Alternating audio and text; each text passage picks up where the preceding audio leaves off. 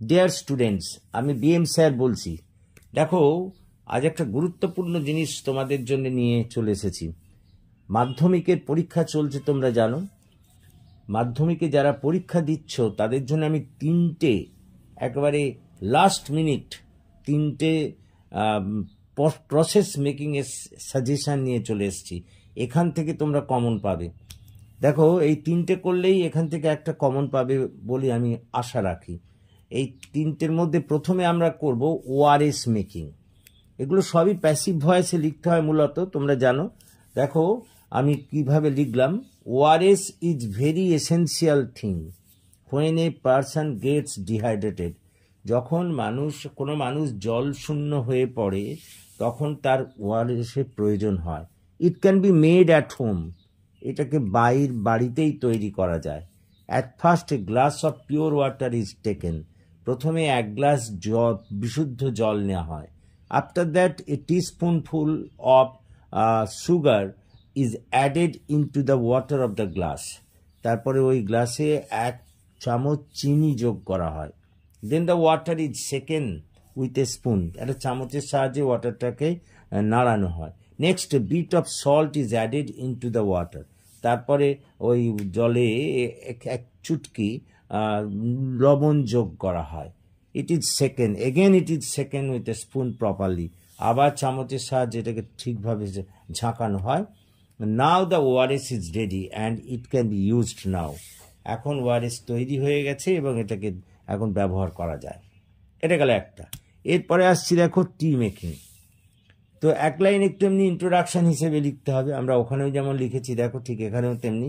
T is considered as an energy drink.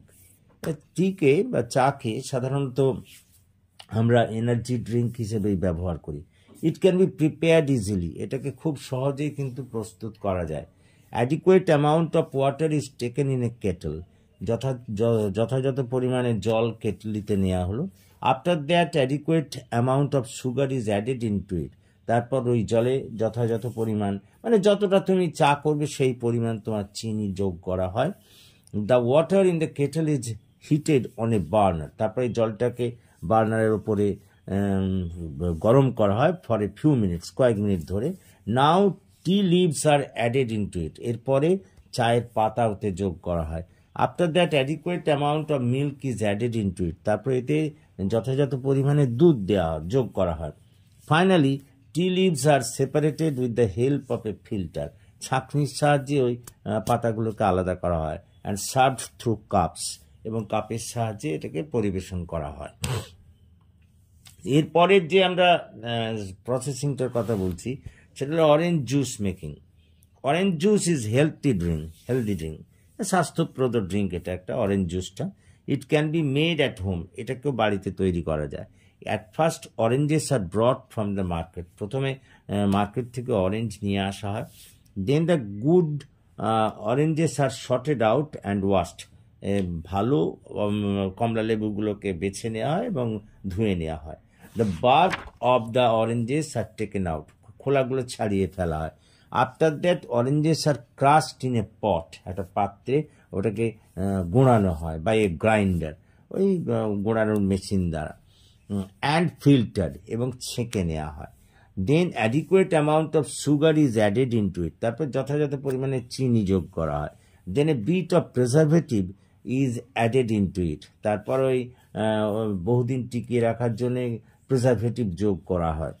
Now the orange juice is ready. এখন orange juice তৈরি and packed, এবং এটাকে pack করা হয়। Finally it is sent to the market for sell.